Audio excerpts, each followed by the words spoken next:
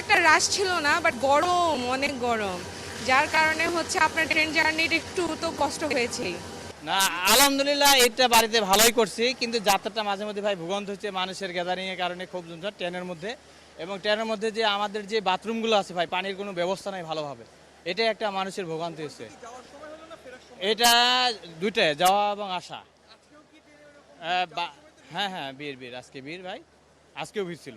না, ঈদের পরে যাওয়াতে টিকিট কোনো প্রবলেম হয় না, কিন্তু আমি তো যাবো সৈয়দপুরে, রাজশাহীতে যাব। তো ওখান থেকে আপনার ফিরতি টিকিটে প্রবলেম হচ্ছে। ঈদের পরবর্তী সময়টাতে ফিরতি টিকিটের যে 10 দিনের ছুটি, সারা বাংলাদেশে এই প্রথম বোধহয় 10 দিনের একটা ছুটি পাওয়া গেল। তো সেই ক্ষেত্রে মানুষের আনাগোনাটা একটু বেশি বেড়ে গেছে এবং টিকিট পাইতে খুব কষ্ট হচ্ছে ফিরতি পথে। ডেফিনেটলি, কিন্তু ওয়েদারটা তো খুব বেশি ভালো না, প্রচণ্ড গরম, লোকজন এমনি অস্বস্তিতে আছে। তো ট্রেনে আশা করি যে অনেকাংশে ভালো থাকবে।